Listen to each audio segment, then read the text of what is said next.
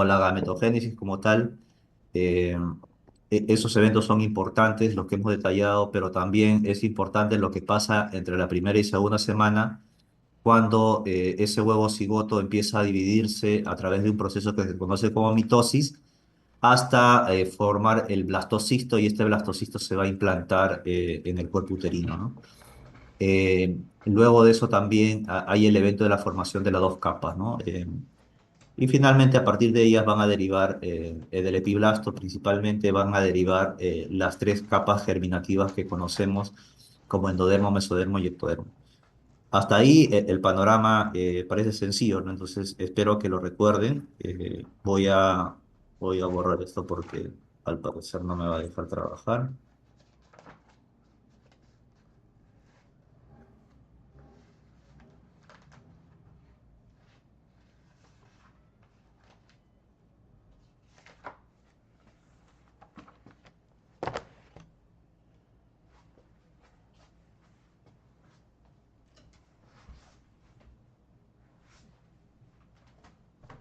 Entonces, en esta segunda clase que les debía, vamos a hablar un poco sobre eh, el proceso de la gastrulación, es decir, eh, ya la célula ha entrado, las células, ¿no? No una única célula, sino estas células ya entraron en el proceso de gastrulación más o menos a partir de la tercera semana, ¿no?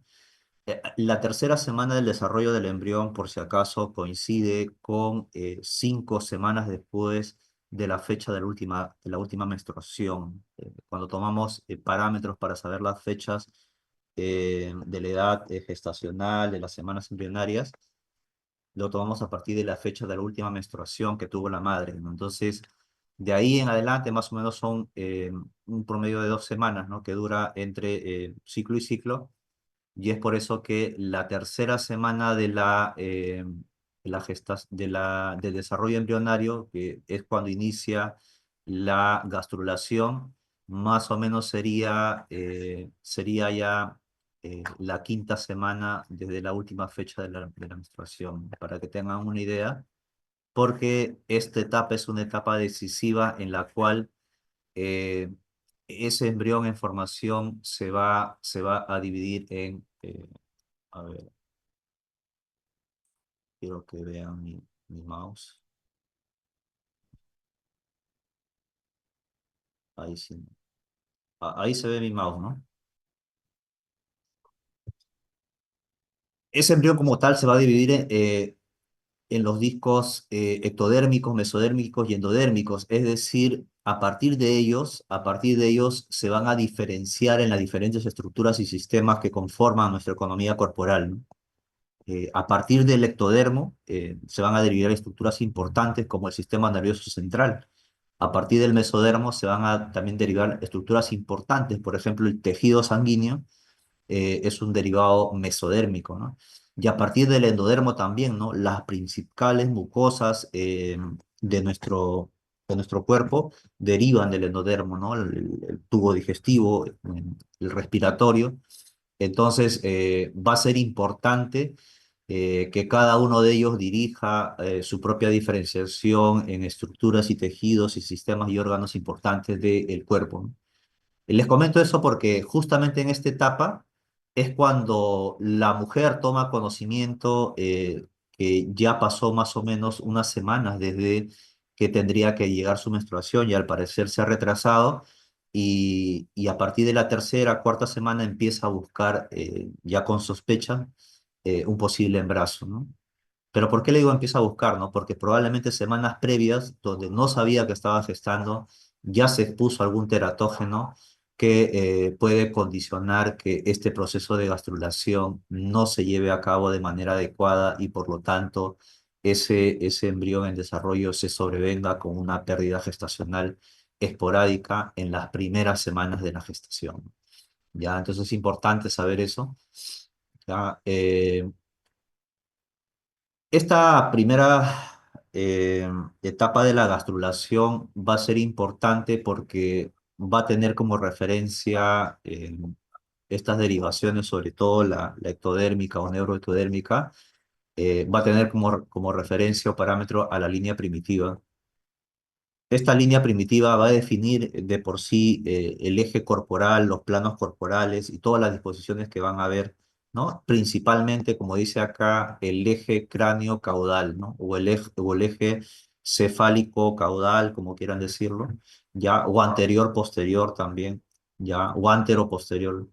Existen patrones muy complejos de expresión génica que lo hemos detallado en la sesión pasada cuando hablábamos de algunas vías de señalización importantes como la del Sonic Hedgehog, la del WNT, que los factores de transcripción dentro de los cuales estaban las familias de los T-Box o T-Box, como quieran decirlo, que eran genes muy importantes. A ver, vamos a tomarnos unos segundos mientras pasan eh, los chicos que están celebrando su campeonato, ¿no? De la U, creo, sí. Ya pasaron. Les comentaba que eh, esta disposición del eje craneocaudal y del patrón corporal como tal del ser humano va a tener una importante participación de la expresión de genes del desarrollo. Estos genes del desarrollo en la gran mayoría forman estas importantes vías de señalización que les he venido comentando, ¿no? La del Sony Hedgehog, por ejemplo, es la principal tal vez, porque esta es la que va a dirigir el patrón corporal que tiene el ser humano como tal, ¿no? Entonces va a tener una función muy importante. Aparte de otras que en cada sistema lo vamos a detallar, ¿no? Cuando estemos en la tercera unidad, vamos a hablar un poco de las funciones que tendría Sony Hedgehog a nivel del desarrollo del sistema nervioso central o cardiovascular o digestivo, pero siempre va a tener una participación decisiva, ¿no? Eh, ¿Y por qué decimos que es complejo? Porque en realidad toda esta información genética está en cada una de nuestras células, ¿no? Si ustedes se hacen una idea, en las células del cabello tienen la misma información genética que las células de la uña, que las células de los pies, o las células del corazón o del cerebro. O sea, no interesa si se ha diferenciado en una célula altamente especializada, ¿no? El ADN que está en ese núcleo tiene la misma información en cada una de las células de nuestro cuerpo. Entonces ustedes se preguntarán, pero profesor, entonces, ¿por qué solamente he desarrollado un cerebro con dos hemisferios de disposición craneal, ¿no? ¿Por qué no fue también craneal y también caudal, ¿no? Se preguntarán, ¿o por qué tengo solamente dos manos y no tengo cuatro, ¿no? Eh, Ese tipo de expresión y diferenciación de los tejidos corporales obedece a una serie de expresión génica, ¿no? Esto quiere decir que no son los genes los que van a cumplir la función, sino son las moléculas que se van a generar a partir de esa información que está en el ADN, ¿no? Esa molécula funcional podría ser una proteína, ¿no? De transporte, una enzima, el tipo de proteína que ustedes se imaginen. Pero también podría ser una molécula de ARN, ¿no? Yo les decía en la semana previa que justo este año se ganó el premio Nobel debido a que la contribución de estos científicos fue descubrir unas pequeñas moléculas de ARN que regulaban la expresión génica, ¿no? Esas pequeñas moléculas de ARN se conocen como microRNA, ¿no? O microARN, como quieran decirlo. Entonces, eso va a ser importante también. Les comenté la semana pasada, esta semana les vuelvo a comentar, son preguntas de examen, Sony Hedgehog, el WNT, las familias de los T-Box, son preguntas, no está de más que repasen, esas son muy preguntables. Ya, este esquema es para que tengan una idea de qué es lo que está pasando en el proceso de diferenciación de células y tejidos del embrión humano. Si nosotros tomamos aquí como punto de referencia la segmentación, o sea, desde que es un huevo cigoto hasta que llega a ser un blastocisto y luego empieza a diferenciarse propiamente, va a haber un grupo de células, ¿no? Como las que han dibujado en el laboratorio, las que van a estar formando la masa celular interna, ¿no? Y otro grupo de células que van a formar las células trofoblásticas, ¿no? Miren ustedes, esto de trofoblasto luego se va a diferenciar en citotrofoblasto y sin citotrofoblasto, que van a ser como células de soporte, de ayuda o de sostén del embrión como tal, ¿no? Porque el embrión no va a derivar del trofoblasto, ¿no? El embrión va a derivar de la masa celular interna, ¿no? Gracias a esta diferenciación se va a obtener estas dos primeras capas, ¿no? Epiblasto e hipoblasto. El hipoblasto como tal también va a generar estructuras embrionarias, pero como dice acá su nombre, extraembrionarias, porque en realidad también van a servir de soporte o sostén al embrión, ¿no? Para que se alimente, para que se nutra, para que se proteja, ¿ya?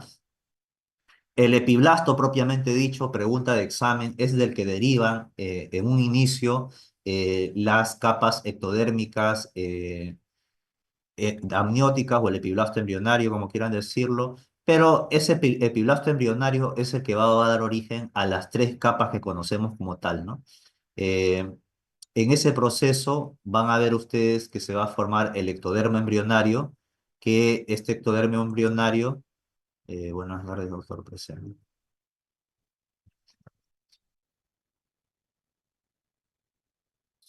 Este ectodermo embrionario va a cumplir una función importante, ¿no? Porque este ectodermo embrionario, pregunta de examen, va a dar origen a la cresta neural, que van a ser algo así como presencia de las estructuras neurales en tejidos extracerebral, ¿no? O extracraneal o extraencefálico, como quieran decirlo, ¿no? Por ejemplo, va a haber y toda la inervación autónoma, simpática, parasimpática, van a estar presentes las crestas neurales, ¿no? El peristaltismo intestinal que tiene inervación va a ser gracias a estas derivaciones de la cresta neural. Pero como les dije, todo va a tener como punto de partida a la línea primitiva, pregunta de examen, ya la línea primitiva para dar lo que van a ser las estructuras mesodérmicas y las estructuras endodérmicas y ectodérmicas, pero principalmente a partir de la línea primitiva se va a dirigir lo que conocemos finalmente como mesodermo extraembrionario y el mesodermo embrionario. Lo mismo sucederá con la derivación del endodermo. Pero gracias a la línea primitiva también se va a dar la diferenciación del proceso notocordal como tal. ¿Ya? Entonces es importante porque siempre preguntamos la notocorda o el proceso notocordal, ¿cuál es el punto de partida? La línea primitiva, ¿no? ¿Ya? Para que no se compliquen. Y lo otro que es sencillo y que ya lo he redundado, pero que siempre preguntamos y siempre se confunden, es que todas las estructuras importantes del embrión como tal van a derivar del epiblasto embrionario, ¿no? O sea, no van a derivar del hipoblasto o no van a derivar del trofoblasto. Y siempre hay una confusión sobre eso. ¿Ya? Si ustedes tienen este esquema en la cabecita, ya lo demás resulta un poco más sencillo, ¿no? Porque se están ubicando en espacio y en tiempo, ¿no? La gastrulación, como les dije, va a tener como referencia la línea primitiva. A partir de él se van a diferenciar las estructuras. Aquí está el epiblasto como tal, que va a ir derivándose hasta el epiblasto embrionario. Y el hipoblasto a las estructuras que van a conllevar que ese embrión siga su desarrollo, ¿no? Ya sea el saco vitelino y otras estructuras derivadas. Ya, este esquema no lo voy a detallar, solamente es para que tengan en cuenta lo que hablábamos de manera sencilla hace un momento, pero ya digamos aquí a más detalle, ¿no? A más detalle. Otra vez, el epiblasto embrionario va a empezar a dar estructuras importantes como las estructuras mesodérmicas. Pregunta de examen, ya, pregunta de examen, por favor, ese es un tip mío, acuérdense las derivaciones mesodérmicas, mesodermo intermedio, lateral, paraxial, que derivan de ellas, ¿no? Cuando digo que derivan, por ejemplo, ¿no? Si me dicen el metanefros o el mesonefros, ¿qué derivación es? Del mesodermo intermedio, ¿no? Inclusive los gametos o las gónadas, ¿no? Lo mismo sucede cuando preguntan del mesodermo paraxial, ¿no? ¿Qué estructuras podrían derivar del mesodermo paraxial? Y ahí está, ¿no? El esqueleto axial. Ya, no vaya a ser que les pregunten eso y se confundan. Como dije, gracias a la línea primitiva va a empezar la diferenciación y esa placa neural, luego el tubo neural va a ir diferenciándose y dentro de ellas va a haber una derivación que es la cresta neural y esta cresta neural va a dar importantes inervaciones sobre todo como le dije, inervaciones fuera de la masa encefálica, ¿no? En otros tejidos donde va a ser importante que haya inervación, ¿no? Miren ustedes aquí, la cresta neural también va a dar inervación a nivel cardíaco, ¿no? Que es importante para el funcionamiento y la fisiología cardíaca como tal. Y así a otras estructuras también, ¿ya? Eh, entonces, no se vayan a olvidar que este disco bilaminar, el epiblasto y el hipoblasto, va a ser importante porque en un primer momento, antes que se formen las tres capas como tal, va a estar diferenciándose, ¿no? Pregunta de examen, muchas veces, disco bilaminar está anterior o superior al disco bilaminar, el amnios o la cavidad amniótica, y opuesto está el saco vitelino como tal, ¿no? Y todos ellos a través de un patrón de referencia que sería el pedículo de fijación. Ya, rostral y caudal es algo así como cefálico y caudal o craneal y caudal, ¿ya? Va a ser solamente una distinción en nomenclaturas, si es que es una nomenclatura francesa o americana, ¿no? Similar a la anatomía cuando empiezan a leer los textos, ¿ya? Y estos van a empezar a diferenciarse, ¿no? Lo más importante de recordar de este primer proceso, de esta primera etapa entre la formación del disco bilaminar y las tres capas germinativas, es que la línea primitiva me va a permitir esa diferenciación porque va a orientar a que las estructuras empiecen a diferenciarse teniendo en cuenta el patrón rostro caudal o cráneo caudal, ya como tal. Le decía que la formación de la notocorda es importante a partir de la línea primitiva, ¿no? Las células de las notocordas o prenotocordales que van a invaginarse hacia el nódulo primitivo, ¿ya? Hacia el nódulo primitivo, van a avanzar cranealmente hasta llegar a la placa precordal. La idea es que esta formación de la notocorda dé una orientación sobre el eje craniocaudal que va a tomar el desarrollo del embrión como tal, ¿ya? Y a partir de ello se empiezan a diferenciarse, ¿no? Acá en imagen ustedes pueden ver a la membrana bucofaríngea porque varias de estas estructuras van a formar la cavidad oral, por ejemplo, ¿no? Por eso dice buco, y faringea, porque a partir de esta membrana, la diferenciación faríngea va a ser lo que posteriormente será el tubo digestivo, por ejemplo, ¿no? ¿Ya? Eh, Acá está la membrana bucofaríngea, ¿ya? Uno va a permitir la formación de la cavidad oral y el otro del tubo digestivo propiamente dicho, ¿no? Entonces, este es el primer esbozo como tal de dicha diferenciación y la línea primitiva va a jugar un rol importante. Lo mismo va a pasar con la formación de la placa neural, ¿ya? Y luego de eso, más o menos en el día 20-21 del desarrollo del embrión, ya se ha formado como tal la placa precordal, el sulco neural, y ya tienen comunicación también a través de la notocorda, ¿ya? Eso va a ser importante porque esta disposición como tal va a hacer que se diferencien estructuras importantes a nivel craneal o anterior y a nivel caudal o posterior, ¿ya? Ustedes ven acá la placa cloacal, este botón inicial es lo que finalmente dará una diferenciación a las estructuras genitourinarias, ¿no? ¿Ya? Como la vejiga, por ejemplo, ¿no? Pero este botón que está acá arriba de la membrana bucofaríngea, como ya les dije, a la cavidad oral y al tubo digestivo o al tubo respiratorio también se van a empezar a diferenciar, ¿ya? Cuando hablamos de la organización del plan corporal, estamos hablando de un proceso debido a expresión génicas que van a orientar al desarrollo como tal del ectodermo, mesodermo y endodermo. Y una vez más, vuelvo a repetir, uno de los sistemas importantes es el sistema Sonic-Hedgehog, ¿ya? Porque me va a permitir o me va a garantizar que el patrón corporal sea el que estábamos señalando, o sea, que tenga una disposición craneal y caudal y la diferenciación de las estructuras se lleven a cabo debido a esa disposición. Entonces, su patrón como tal no se puede alterar, ¿ya? Eh, lo que vamos a detallar, entonces cada uno de ellos qué importancia tiene la derivación ectodérmica, mesodérmica o endodérmica.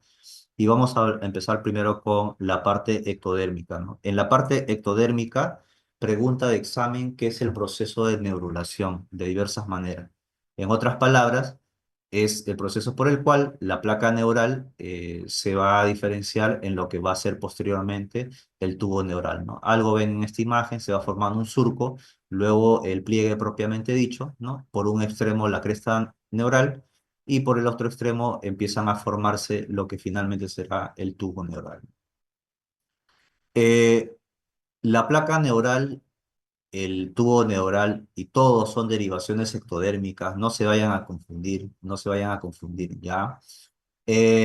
Acá la fusión comienza a nivel del quinto somite para la región caudal como tal, ¿no? Pero en la región cranealocefálica ya tiene la disposición de diferenciación a partir de la formación del tubo neural como tal, que sería uno de los primeros esbozos de lo que finalmente va a ser el sistema nervioso central, ¿no? ¿Qué más? Eh, no se vayan a confundir, en un primer momento es la placa neural y luego el tubo neural, se va dando la diferenciación. Gracias a esa diferenciación y a la formación de un tubo neural como tal, es decir, va a haber una cavidad como tal, una luz, y eso me va a permitir saber que va a haber un extremo craneal y un extremo caudal, ¿no? Ese extremo, conocido como neuroporo anterior, va a cerrar más o menos hacia el día 25, pregunta de examen. Va a haber algunas malformaciones a nivel de esta etapa que me van a decir si se está dando o no el defecto de cierre temprano o tardío, ¿no? Entonces, este es un cierre temprano, ¿no? El neuroporo anterior que más o menos se da hasta el día 25, pero el del neuroporo posterior se da hasta el día 28. En otras palabras, defectos del tubo, de cierres del tubo tardíos podrían darme, por ejemplo, la espina bífida, ¿no? Que sería un defecto posterior o caudal, ¿no?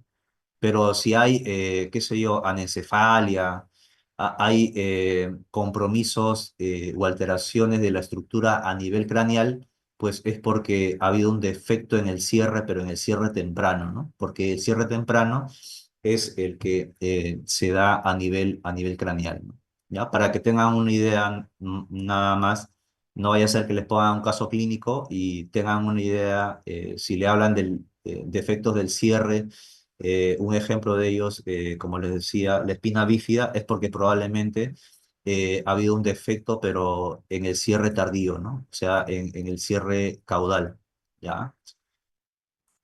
¿Qué más? Las células de la cresta neural son importantes porque, como les dije, no solamente el sistema nervioso central como tal va a ejercer función sobre todo el cuerpo, sino también derivaciones de esta, ¿no? Entonces, las células de la cresta neural como tal, inclusive se conocen como la cuarta capa germinal, porque van a estar en diversas estructuras de nuestro cuerpo, pero dando lo que sería este tipo de inervación, ¿no? Pero miren ustedes, hay una pregunta de examen que siempre preguntan en el residentado, en el internado, en el examen de salud, ¿ya? ¿Cuáles son esas células que hacen la transición epitelio-mesénquima, ¿no? Las células de la cresta neural. Y a veces causa confusión porque me hablan de epitelio, me hablan de mesénquima y yo podría estar sospechando de endodermo y mesodermo, pero no, me están hablando de la cresta neural como tal, ¿ya? Para que no les cause confusión. Eh, no sé si en algún momento hablamos que errores en la migración de estas células podrían conllevar a algunos tipos de eh, malformaciones o alteraciones de tipo congénitas, ¿no? Porque la ganglionosis colónica, por ejemplo, digamos, o el megacolon congénito, en el cual se ha perdido la inervación entérica de manera congénita, es porque probablemente el error fue en la migración de estas células de la cresta neural, ¿no?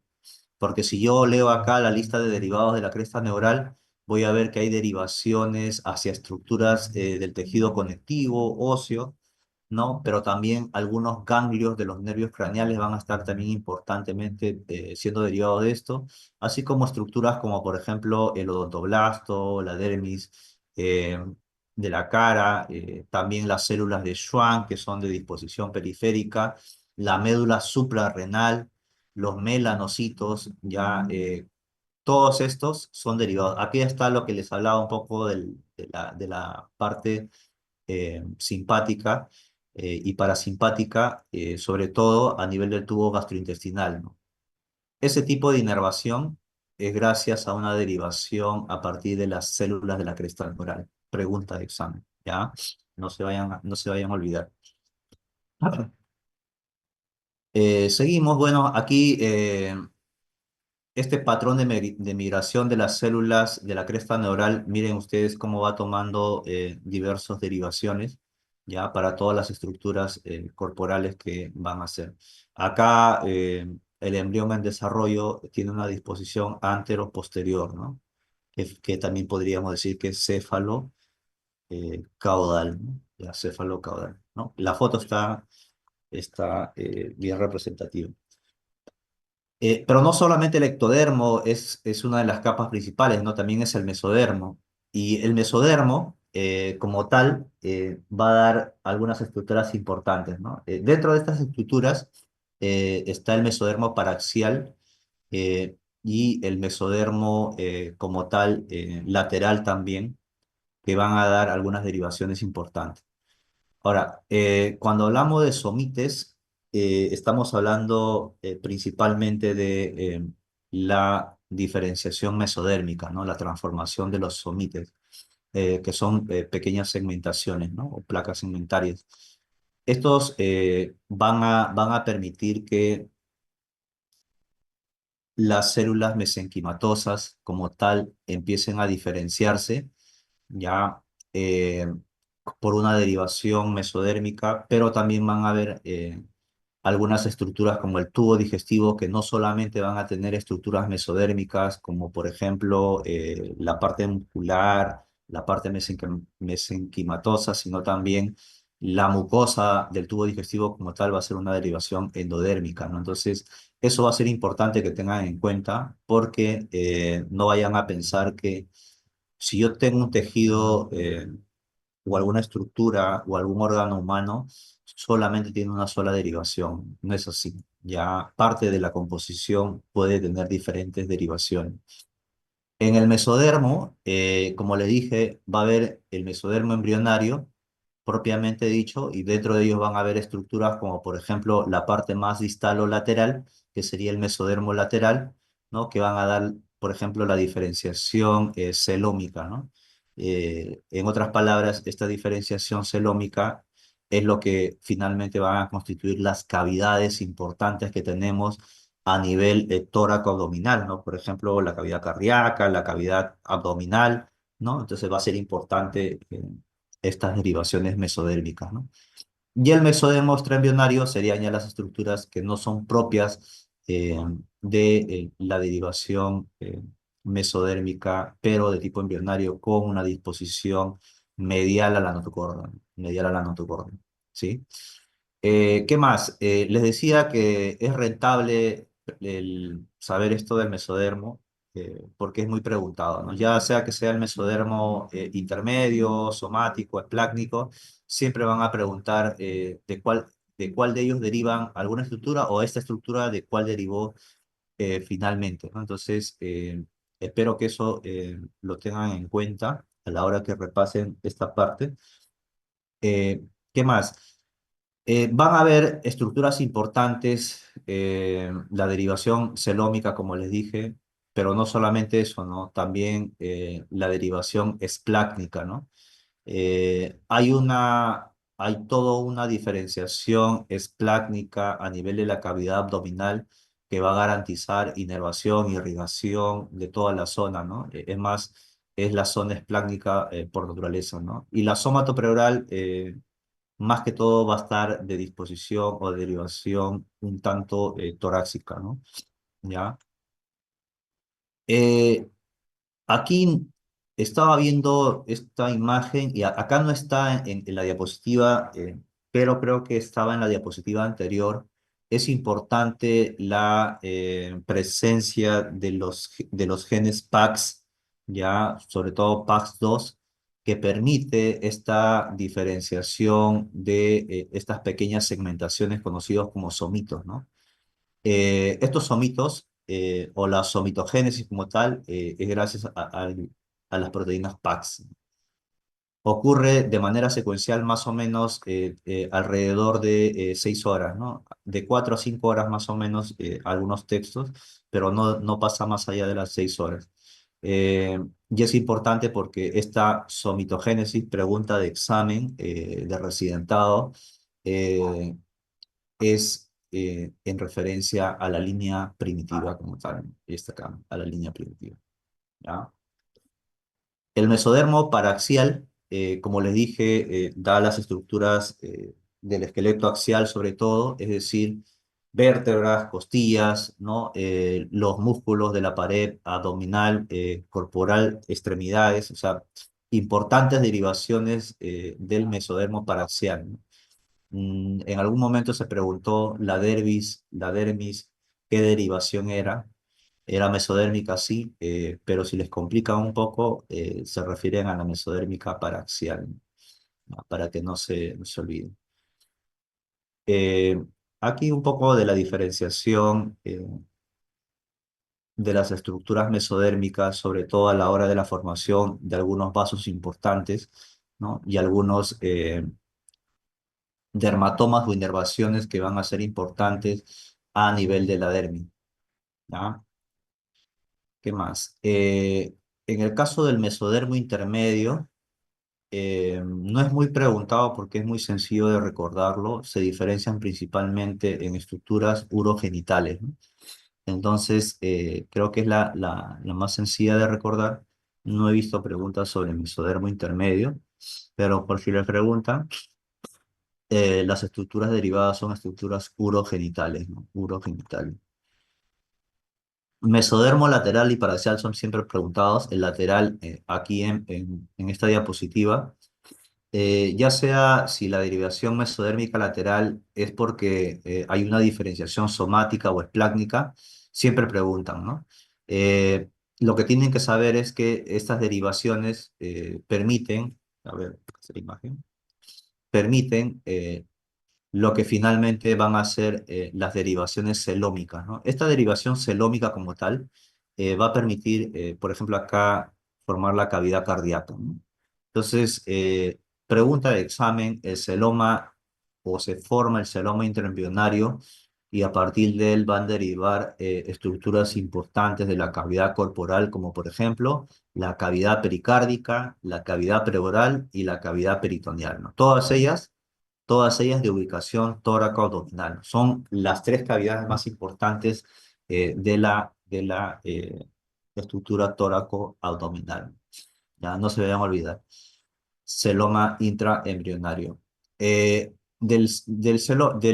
la capa somatopleural ya derivan lo que serían los revestimientos, pero de disposición externa, ¿no? De disposición externa de las cavidades como tal. Y a su vez el esplagno pleural serían todo el recubrimiento de las cavidades, pero de disposición interna, ¿no? Estamos hablando de las cavidades corporales, de las que hemos mencionado, pero también de los órganos como tal, ¿no? O sea, el miocardio, la pared de los sistemas digestivos, respiratorios, el mesenterio propiamente dicho. Todas ellas van a tener, van a tener un revestimiento de derivación esplagnopleural. Eh, el endodermo de repente es la parte más corta del desarrollo embrionario, pero probablemente es porque no es porque sea la menos importante, sino probablemente es la menos estudiada. La más estudiada de todas siempre ha sido la derivación ectodérmica y obvio porque ahí está el sistema nervioso central y muchas investigaciones se han dirigido en esta línea, ¿no? Pero cuando hablamos del endodermo, estamos hablando de una derivación también del epiblasto, ¿no? Pero es una derivación del epiblasto que en algún momento va a ocupar, va a ocupar la estructura que en algún momento estaba gobernada por el hipoblasto, ¿no? Y de esa manera, este endodermo va a formar, por ejemplo, el tubo digestivo, como les dije, principalmente la mucosa del tubo digestivo, ¿no? Porque el tubo digestivo como tal va a tener diferentes estructuras, ¿no? La mucosa digestiva va a tener la musculatura y va a tener una serosa y va a tener varias estructuras que van a ser de otras derivaciones. Y también va a tener inervación, ¿no? Y esa inervación va a ser una inervación derivada de la derivación ectodérmica de las células de la cresta neural que comentábamos hace un momento, ¿no? ¿Ya?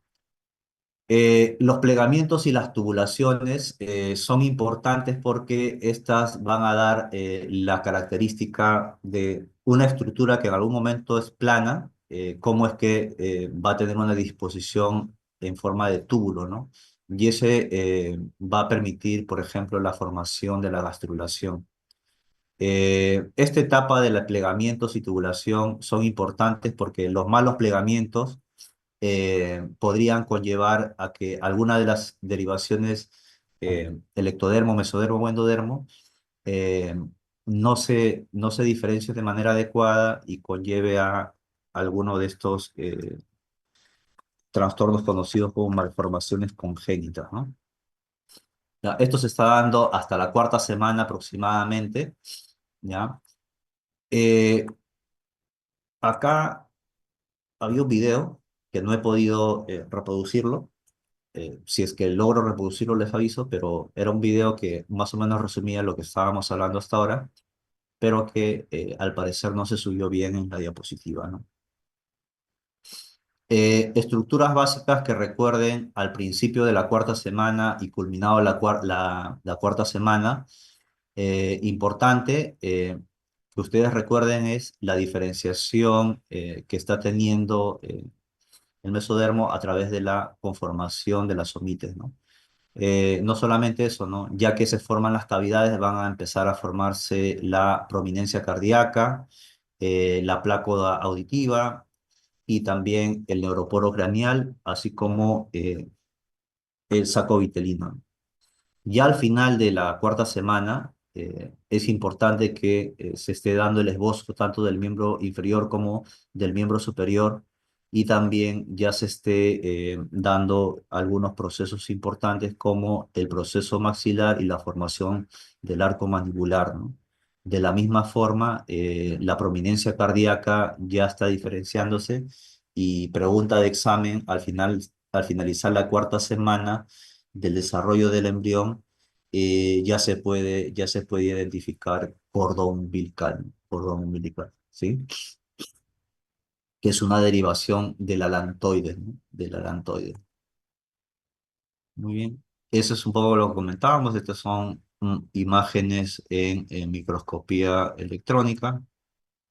De manera resumida, a la cuarta semana las somitas y los arcofaringios, a la quinta semana los esbozos de las extremidades, como les decía, inclusive ya culminando la cuarta semana, y recién a partir de la sexta semana se estarían formando los deditos, ¿no? Los deditos, ya que se conoce como rayos digitales, ¿no? Se están empezando a diferenciar.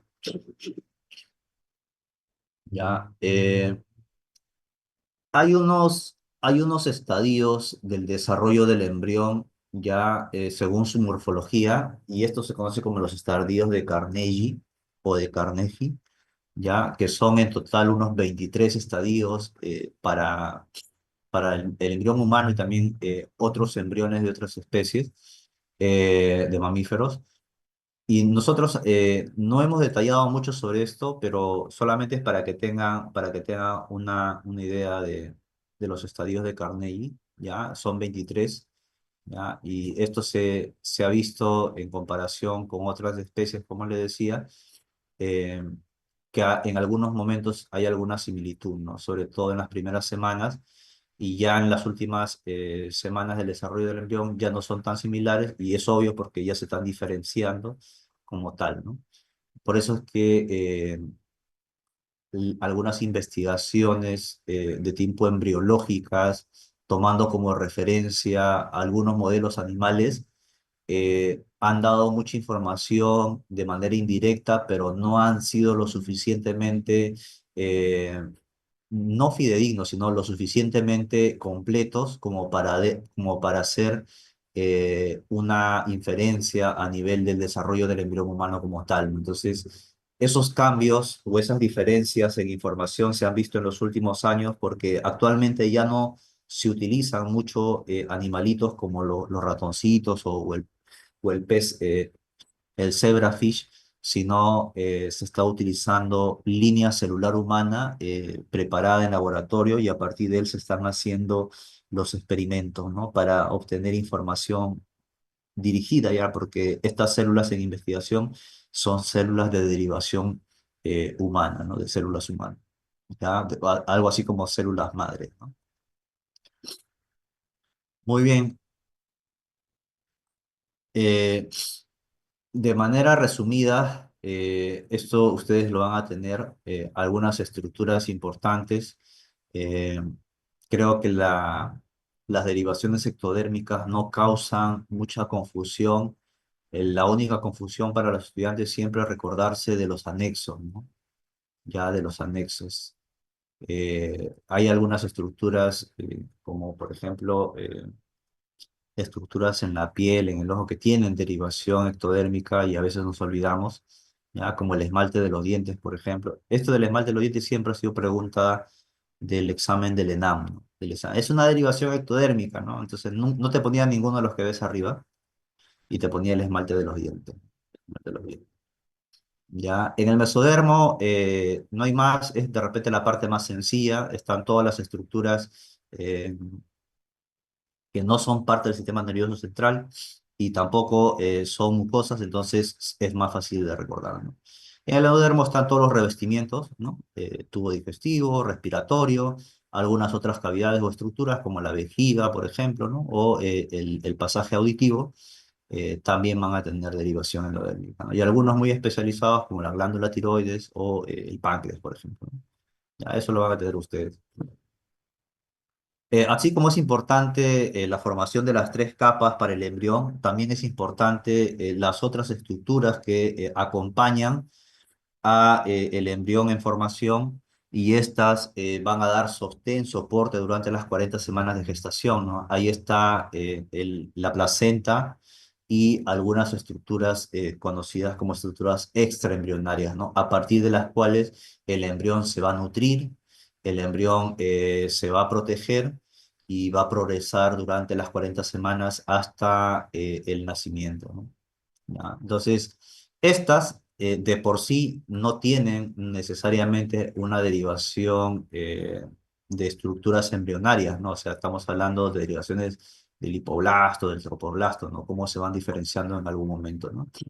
El primero de ellos y el más importante, y es el que ha sido el motivo de la tercera semana de su laboratorio, la placenta, ¿no? La placenta es importante porque acá creo que está al final, va a tener funciones no solamente de soporte, sostén o nutrición, sino también va a tener una función inmunológica, ¿no? Inmunológica. Desde que se da la implantación, culminando el día 6 y entrando al día 7 en el cuerpo uterino, ya en la pared posterior del cuerpo uterino, eh, se empieza la formación de la placenta gracias a que el sincitio tofoblasto, como si fuera dedos de guantes, van a penetrar esa capa del útero, ¿no? Del miometrio. Y eso va a permitir que poco a poco se vaya acentuando y se vaya fijando ese blastocisto para que finalmente se dé la diferenciación, ¿no? Desde una etapa inicial en la cual va ingresando, se va formando las vellosidades que posteriormente van a ser las vellosidades que van a permitir, uno, la formación de la barrera hematoplacentaria, por el cual no va a tener contacto directo la sangre materna y la sangre fetal, sino que a nivel de estas lagunas que se van a formar a través de la placenta, van a permitir por diversos procesos como el proceso de difusión, que algunas moléculas y algunas nutrientes viajen o pasen de la circulación materna a la circulación fetal, pero de manera indirecta utilizando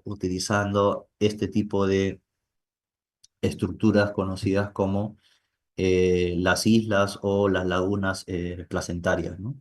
Eso va a ser importante porque gracias a esto el sistema inmunológico, por ejemplo, no va a reconocer como un cuerpo extraño a ese embrión que está en desarrollo, ¿no? Y eso va a permitir que el embrión que está en desarrollo no sea destruido por el sistema inmunológico de la madre, ¿no? ¿Ya? Entonces, es importante que recuerden que el citotrofoblasto y el sincitotrofoblasto que van a ser decisivos a la hora de la implantación del blastocisto, también van a formar, como les dije, a maneras de dedos de guantes, van a ingresar hacia el útero materno y gracias a ello se va a fijar el embrión y finalmente se va a empezar a nutrir, se va a empezar a nutrir. ¿Ya? Ahí está una vez más cómo se van formando estas lagunas trofoblásticas, ¿ya? No sé si los comentamos en estas semanas, creo que ustedes hacen algunas actividades que se llaman seminarios y probablemente en ahí han hablado algo de los famosos NIP, test prenatal no invasivo, que se toma ADN fetal libre de células circulando en el plasma materno. Ese ADN fetal en realidad es un ADN de derivación trofoblástica en la mayoría de los casos, ¿no? Porque partes o trazas de este trofoblasto van liberando las células, el ADN, y ese ADN en trazas va circulando en el plasma materno, ¿no? ¿Ya? Y de manera indirecta se podría obtener la información del embrión, ¿no? Porque finalmente todo partió a partir del huevo cigoto, ¿no? Del huevo cigoto, ¿ya? Muy bien. Luego, más o menos al día 12, se van formando ya lo que serían las lagunas trofoblásticas propiamente dichas y empieza la comunicación y la nutrición de la madre y el feto, ¿no? La madre y el feto como tal. Ya, esto es un poco de la diferenciación para que vean cómo se forman las lagunas trofoblásticas, ¿ya? Y de esa manera el embrión, con la placentación, logra tener el soporte y el sostén necesario para que continúe la gestación, para que continúe la gestación. ¿Sí? Seguimos. Eh, Creo que esto también dibujaron en algún momento en el laboratorio. El citotrofoblasto, por si acaso, el citotrofoblasto son células propiamente dichas, o sea, tienen una membrana, tienen un núcleo, un citoplasma. Pero el sincitio trofoblasto, pregunta de examen, el sincitio trofoblasto que es de disposición lateral o externa al citotrofoblasto, es decir, es la capa más externa. El sincitio trofoblasto no es en sí son un conjunto de células, ¿no? Sino es como si fuese una pseudocélula con varios núcleos, ¿no? Como tal. O sea, no tiene las limitaciones de una célula propiamente dicha, ¿no? Entonces, eso lo diferencia de los citotrofoblastos, ¿ya? No vaya a ser que les pregunten y se confundan, ¿sí? ¿Qué más? Bueno, estas son las diferenciaciones de las vellosidades, cómo van conforme avanza eh, el periodo embrionario, desde unas vellosidades primarias en las cuales el citotrofoblasto es de disposición multilaminar, digamos, o sea, no tiene una sola capa. Ya en las vellosidades secundarias el trofoblasto ha adoptado una sola capa y en las vellosidades terciarias se caracteriza porque ya hay vasos sanguíneos eh, que uno puede observar, ¿no? Más que todo es eso la diferencia. ¿Qué más? Este es en relación a la mucosa uterina compacta y esponjosa, ¿ya? Más o menos se da las vellosidades del desarrollo de la placenta como tal, ahí pueden ver al citotrofoblasto de disposición interna y al sincitio trofoblasto de disposición externa, ¿sí? Estos van cambiando y en algún momento estos vasos sanguíneos van a empezar a diferenciarse, ¿no? Y este sincitio trofoblasto va a permitir eso ya alrededor de la cuarta semana. Por eso las vellosidades placentarias de tipo terciarias o ya maduras se pueden apreciar vasos sanguíneos capilares, ¿no? Visibles. Y no necesariamente está como una suerte de citotrofoblastos de disposición unilaminar, ¿no? No hay eso, ¿no? Que sí hay en la secundaria o inmadura, ¿no? Aquí en la secundaria e inmadura, miren, el citotrofoblasto está de disposición unilaminar o monolaminar, como quieran decirlo, ¿no? De disposición interna al sincitio trofoblasto, ¿no? Que es de disposición externa. ¿Ya? Muy bien, esto es en relación ya como las vellosidades maduras van a generar este tipo de tortuosidades y eso va a permitir lo que comentábamos como la barrera hematoplacentaria y a partir de esto se va a nutrir el embrión y también va a recibir algunas moléculas por parte de la madre por diferentes mecanismos de transporte, ¿no? Activos, pasivos, de difusión. ¿Qué más? A partir del segundo mes ya hay una circulación propiamente dicha. El embrión empieza a recibir el aporte sanguíneo indirecto de la madre, ¿no? A través de las vellosidades maduras. Y también ya va a haber la formación de las arterias en espiral, ¿ya? Como su nombre dice, van a tener esa disposición y ya este embrión va a empezar su diferenciación pasada la cuarta semana hasta la octava semana, para culminar finalmente esta primera etapa embrionaria y pasar a la etapa fetal, ¿no? A la etapa fetal, ¿sí? Muy bien. ¿Qué más? La placenta como tal tiene dos caras, ¿no? Una cara materna y una cara fetal. Ya pregunta de examen. Ahorita vamos a ver esa imagen. Pero dentro de la estructura como tal de la placenta y la circulación, van a haber diferentes tipos o estadios de maduración y eso va a permitir que estas vellosidades no necesariamente se mantengan desde los inicios del desarrollo del embrión hasta el final, sino que, entre comillas, vayan envejeciendo conforme avanza la gestación, ¿ya? O madurando, si lo quieres decir de otra manera, ¿no? Entonces, por la cara fetal vamos a ver, miren ustedes, la disposición, pregunta de examen de los vasos umbilicales, donde podemos apreciar dos arterias, una vena, ¿sí? Así es, ¿sí?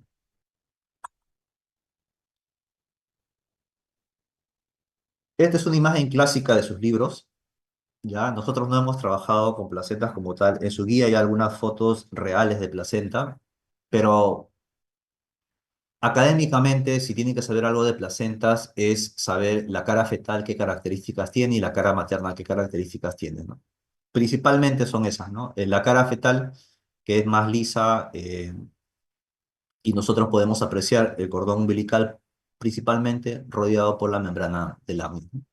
En cambio, en la otra cara, en la cara materna, podemos ver característicamente estas pelotas que están agrupadas, que se conocen como los famosos cotiledones, ¿no? Los famosos cotiledones, ¿ya? Y obvio, en esta cara no hay ningún tipo de cordón que esté protruyendo, ¿no? Eso es parte de la cara fetal, ¿no? El cordón umbilical, ¿sí? Pregunta de examen, funciones de la placenta, no se vaya a olvidar, y lo estamos poniendo en primer lugar todavía, transporte de inmunoglobulinas maternas, ¿no? Intercambio de gases, nutrientes y electrolitos, pero también tiene una función endocrina la placenta, ¿no? Es decir, produce algunas hormonas que son importantes para mantener la gestación, ¿no? Como por ejemplo la progesterona, ¿no? ya como la progesterona, la hormona gonadotropina coriónica también, ya, que en algún momento también es producido por el sincitio trofoblasto, ¿no? Permite, que permite o garantiza que se esté sintetizando la progesterona durante las 40 semanas de gestación. Mm. Este es un poco de la circulación feto materno, ¿ya? Probablemente algunos nutrientes o moléculas que sí son importantes que recuerden y por eso se ha colocado este esquema, ¿ya? Este es un esquema elaborado por el profesor Abarca donde él señala los vasos fetales, como la arteria umbilical o la vena umbilical, y los vasos maternos, como las arterias uterinas y las venas uterinas, ¿no? Y qué moléculas pasan de lado a lado, ¿no? Entonces, principalmente, miren ustedes el oxígeno, el agua y los nutrientes, así como las hormonas, el hierro, algunos fármacos, drogas y algunos agentes infecciosos podrían ser atravesados a través de esta barrera materno-fetal, ¿no? Entonces, ¿qué quiero que sepan de aquí? Es que algunos anticuerpos, por ejemplo, los anticuerpos, eh, si son los anticuerpos del grupo sanguíneo, de RH positivo o negativo, podrían condicionar una isoinmunización, por ejemplo, ¿no? O un toxoplasma o un virus, el famoso TORCH, ¿no? Es una infección que podría conllevar a malformaciones en el feto también. Miren ustedes, las drogas y los medicamentos podrían ser teratógenos, también podrían atravesar y por eso generan malformaciones congénitas en el bebé, ¿no? El hierro también pasa de la madre, por eso que ese bebé en los primeros días de nacido empieza a caer el hierro un poco, ¿no? Porque tenía el hierro de la madre, ¿no? Igual que algunas hormonas de la madre, ¿no? Como las hormonas tiroideas, ¿no? Entonces empieza a disminuir conforme el bebé avanza en días de nacido, ¿no? Empieza a disminuir porque han sido aportes maternos, ¿no? Y el feto, bueno, el recién nacido, en este caso, va a tener que sintetizarlos por él, producirlos por él, o en algunos casos a través de la ingesta, ¿no? Sí. CO2, agua, urea, bilirrubina, hormonas y antígenos son liberados de la circulación fetal hacia la circulación materna, ¿no? A través de la membrana placentaria, ¿ya? De la membrana placentaria. Más o menos al nacimiento, la placenta pesa medio kilo, ¿no? 600 gramos aprox, ¿ya? Ese es un dato que está ahí en la diapositiva, me hace que le pregunten. El saco vitelino tiene una función importante, ¿no? Es una derivación no embrionaria principalmente, ¿no? Deriva del hipoblasto, ¿ya? Tiene origen endodérmico y del mesodermo extraembrionario, ¿no? Y pregunta de examen, el saco vitelino es el primer órgano hematopoyético. Una vez más, el saco vitelino, pregunta de examen, es el primer órgano hematopoyético. Luego ya pasa a otros procesos, ¿no? En algún momento el hígado, en algún momento la médula ósea van a empezar a generar las células hematopoyéticas, ¿no? Pero el primero de ellos, en, en- en el desarrollo embrionario, es el saco vitelino que adopta esta función, ¿ya? Muy bien. Eh, el alantoides les decía que esta vaginación de la pared caudal del saco vitelino va a ser importante porque va a dar origen a lo que en algún momento estaba como un esbozo cloacal, a la formación de la vejiga, a la formación del uraco que luego derivará o degenerará en el ligamento umbilical medio. Pregunta de examen, ahí anótenlo por si acaso ya. Eh, la persistencia del uraco, la persistencia del uraco da algunas malformaciones congénitas, ¿no? Pero siempre preguntan o la persistencia del uraco o qué deriva el uraco, ¿no? El ligamento umbilical medio. Bueno, las arterias y las venas umbilicales, eso ya lo saben, lo han dibujado en el laboratorio también, ¿sí? Esta imagen es sobre el deltoides, pero lo que quiero hablar un poco es del líquido amniótico. El líquido amniótico es importante para el movimiento fetal. Ya cuando hay poco líquido amniótico, por lo tanto, va a haber poco movimiento del bebé y no solamente eso, ¿no? También va a haber malformaciones de tipo mecánica, ¿no? Porque el líquido amniótico ha disminuido, ¿no? Eh, el líquido amniótico permite o garantiza el mantenimiento de la temperatura, ¿ya? Obvio, es parte de la física, ¿no? Disminuye el líquido amniótico, por lo tanto, ese bebé podría también alterar su temperatura corporal. Para la amortiguación, obvio, ¿no? Es parte también de sus características físicas, ¿no? El líquido amniótico va a servir de protección también a ese bebé en formación, ¿no? Se va a intercambiar agua, electrolitos, el líquido amniótico, el bebé es como si estuviese orinando todo el tiempo, se traga el orine, orina, se traga el orina, ¿no? Y va generando líquido amniótico, ¿no? Ya, genera una presión hidrostática, ¿no? Pregunta de examen, no sé si preguntarán ahora o en la tercera unidad. Cuando se da una agenesia o disgenesia renal, o sea, de la estructura del riñón como tal, ya sea que se ha formado mal, un pequeño, o no hay riñón, o hay un solo riñón, y ese no está funcionando bien, entonces el bebé no va a contribuir en la formación de líquido amniótico, ¿no? En otras palabras, el bebé orina y genera líquido amniótico, ¿no? Pero si hay un daño renal, el bebé no va a orinar, ¿no? Entonces, no se va a generar líquido amniótico de manera adecuada, ¿no? Esa caída en el volumen de líquido amniótico se conoce como oligoamnio, ¿no? Oligoamnio, poco amnio, poco líquido, ¿no? Poco líquido amniótico. Ese poco líquido amniótico va a generar defectos mecánicos, ¿no? Es decir, ese bebé, como hay poco líquido, no se va a poder movilizar adecuadamente y va a tener algunas posturas que van a malformar su esqueleto, ¿no? Sus estructuras. Por ejemplo, el piecito se dobla y ese piecito luego al nacimiento se ve como el famoso pie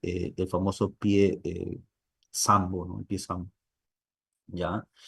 No solamente eso, ¿no? También el rostro, al haber poco líquido, podría estar ejerciendo un- unas deformaciones mecánicas y van a haber algunas dismorfias faciales también, malformaciones faciales. Y no solamente eso, ¿no? Lo que es mecánico, también va a haber un efecto funcional, ¿no? Es decir, la caída del líquido amniótico va a generar cambio de presión hidrostática, ¿no? Ese cambio en la presión hidrostática va a generar, por ejemplo, que a nivel del pulmón las células pulmonares no se diferencien, no maduren y haya una hipoplasia pulmonar, ¿no? O sea, un poco de desarrollo del pulmón como tal del bebé. Y todo eso que le he comentado hasta ahora es como si fuera una secuencia, ¿no? O sea, evento tras evento, ¿no? Y por eso a ese tipo de malformaciones le llaman la secuencia de Potter, ¿no? Así como Harry Potter, la secuencia de Potter. No, ya sé que le pregunten. En promedio, el líquido amniótico no debería superar el litro, ¿no? Más o menos está por ahí a las 38 semanas, o sea, al término, y antes de las 20 semanas, obvio, está a 500 mililitros, luego empieza a aumentar, ¿no? Pero miren ustedes, el exceso de líquido amniótico se conoce con el término de polihidramnios. Poli, mucho, ¿no? Mucho amnio, ¿no? Y si hay un defecto de líquido amniótico por debajo de 500 o de 400, como dice su texto, oligoamnios, ¿no? Poco líquido amniótico, ¿no? Oligohidramnios, ¿no? A veces dicen amnios nada más, ¿no? Oligoamnios a veces, ¿ya? Polihidramnios, ¿no? Poli, mucho, y hidro, líquido, amnio, líquido amniótico, ya está. ¿Qué más? Eh, Gracias al líquido amniótico, actualmente se puede hacer la determinación del sexo, ¿no? Nosotros tomamos una muestra de líquido amniótico y a eso le llamamos la amniocentesis, ¿no? Es un procedimiento invasivo por el cual con una aguja se extrae el líquido amniótico y se hacen pruebas genéticas, ¿no? Estas pruebas genéticas me permiten determinar el sexo, me permiten saber si hay alteraciones cromosómicas, como por ejemplo síndrome de Down, síndrome de Patot, síndrome de Edward, ¿no? O sea, lo más clásico, ¿no? Eh, También puedo estudiar el ADN para encontrar otro tipo de mutaciones de repente, por ahí que estemos sospechando, también se puede hacer, ¿no? Eh, Esto también me permite hacer valoraciones de la madurez fetal, ¿no? El estudio del líquido amniótico también, porque por ahí hay algunos valores de algunas moléculas como la alfa-fetoproteína que me están dando algunas ideas, ¿no? Cuando la alfa-fetoproteína está demasiado aumentada, yo estoy sospechando que podría haber algunas alteraciones congénitas, ¿no? Ya sea defectos del cierre del tubo neural o si están disminuidas, podría yo sospechar que hay algunas alteraciones de tipo cromosómico, ¿no? Muchas veces en el día a día, en el control prenatal, cuando la alfa-fetoproteína está alterada, ya sea que está aumentada o disminuida, ya es una indicación para empezar a hacer investigaciones de malformaciones congénitas, ¿no? ¿Ya? Entonces, inclusive con esos datos y algunas imágenes ecográficas, ya están pidiendo algunos estudios genéticos y el estudio genético para hacerlo se toma una muestra del líquido amniótico, que sería la amniocentesis, el procedimiento, o se toma una muestra de las vellosidades coriales y a eso se le llama biopsia de vellosidades coriales, también para hacer lo mismo que hemos comentado, ¿no? Cualquiera de ellas podrían ser muestras para estudios genéticos. Aquí un poco una foto del embrión envuelto, ¿no? Y ahí está su amnio, su líquido amniótico en la foto, ¿no? Interesante la foto. No lo había visto antes. El polihidramnios puede causar consecuencias. O sea, el exceso de líquido está relacionado con los tres que estamos señalando acá: atresia duodenal, atresia esofágica, anencefalia. Ya, en el caso de la anencefalia es muy discutido, ¿no? Porque muchos textos dicen que uno precede al otro o el otro precede. O sea, es decir, en el contexto de un polidramnios se encuentra anencefalia, ¿no? Pero ¿quién causa el exceso de líquido? ¿Causa anencefalia o la anencefalia causa exceso de líquido? Ese es todo un debate, ¿no? Lo que sí tienen que saber es que si hablan de polidramnios, o le hablan de anencefalia, pregunta de examen de residentado, pregunta del STEP en Estados Unidos, ¿no? Caso clínico, bla, bla, bla, bla, una anencefalia, ¿no? ¿Cuál es el evento que está alterado en el desarrollo del embrión? El líquido amniótico, hay un polidramio, ¿no? O te puede decir que el líquido está por encima de 1000. Ahí está, ¿no? En 1500, polidramio, ¿ya? Anencefalia, que hay un poco de desarrollo, inclusive ausencia de la masa encefálica, ¿no? Como tal. Atresia también es la falta de desarrollo o de continuidad en algunas estructuras tubulares, ¿no? Por ejemplo, el tubo digestivo, el tubo respiratorio, ¿no? Entonces, vean ustedes acá en el tubo digestivo, ¿no? En el tubo digestivo, el esófago como tal tiene un origen en la cavidad oral y terminaría en el inicio del estómago, ¿no? Entonces, el esófago es un conducto, ¿no? Entonces, hay un pasaje, ¿no? Cuando ese pasaje se ve interrumpido, es porque no se ha desarrollado y eso lo conocemos como agenesia, ¿no? No sé si en algún momento lo hemos mencionado, lo estoy repitiendo porque no solamente le enseño a ustedes embriología, también enseño en otra facultad, entonces a veces confundo que sí les he dicho. Si este es el tubo digestivo normal, ya, entonces acá empezaría el estómago, ¿no? Disculpen mi gráfico, y acá estaría la cavidad oral. Eh, Esto sería lo normal, ¿no? Lo anormal es que en algún momento eh, suceda esto, ¿no? O sea, hay acá una falta de continuidad, ¿no? No se haya desarrollado esa parte del esófago, ¿no? A eso le llamamos atresia, ¿ya? Es como que ustedes están, no sé cuántos de ustedes manejen, están en la carretera y resulta que tienen que llegar todo Benavides hasta la universidad y vienen ustedes desde Miraflores, ¿no? y resulta que justo a la altura de Wong todo ese tramo no existe, ¿no? Entonces se ha cerrado, ¿no? Entonces yo ya no puedo avanzar, ¿no? Entonces algo así está pasando a nivel esofágico, a nivel duodenal, ¿no? No permite el pasaje, ¿no? Entonces si es a nivel esofágico y ese bebé empieza a lactar, a las horas de lactar va a empezar a expulsar la leche, ¿no? La saliva va a empezar a acumularse y se va a empezar a botar la saliva, ¿no? Hacia la orrea, ¿no? ¿Ya?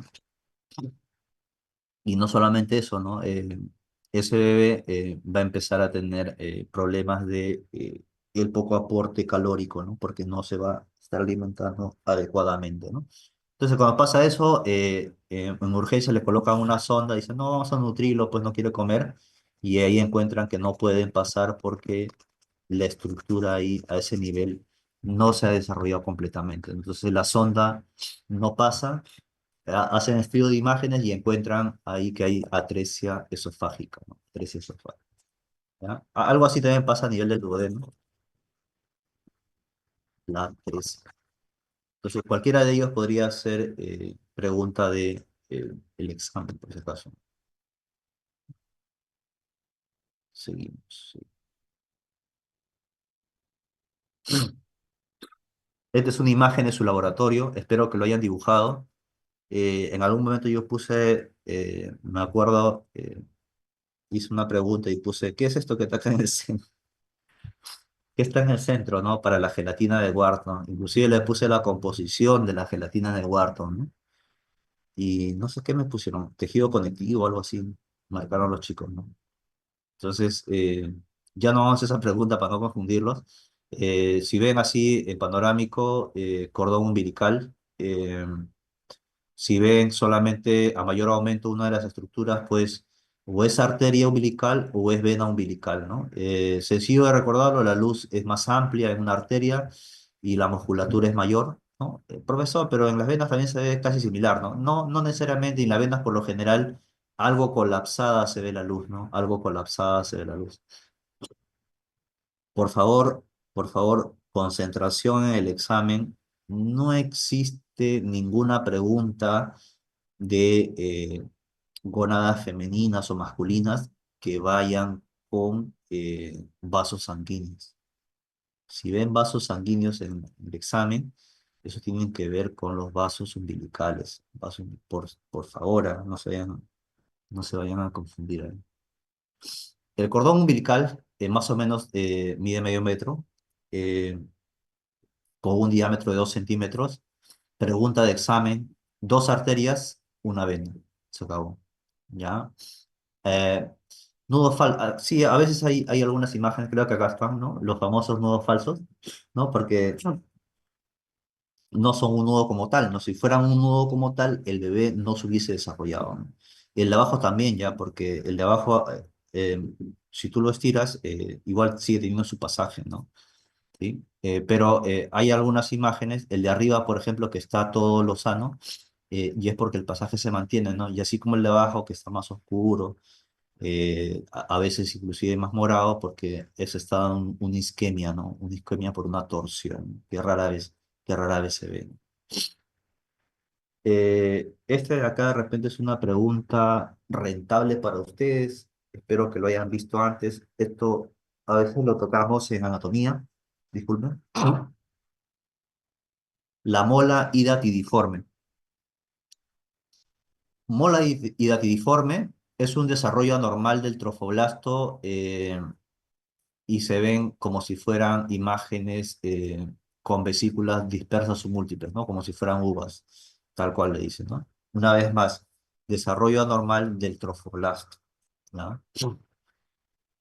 No sé si hasta acá hay alguna pregunta mientras voy tratando de compartir. Doctor, ¿podría hablar un poco sobre los Telepacks, por favor? No, creo que preguntó Celeste, no te escuché, no Sí, te escuché bien. habló sobre señalización, genes packs. Por favor, si podría hablar sobre eso.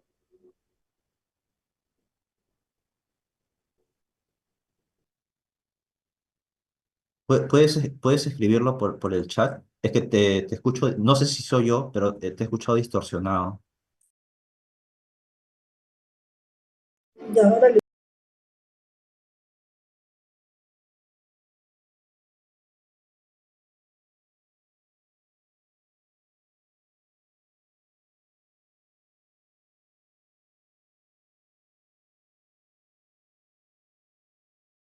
Doctor, buenas noches.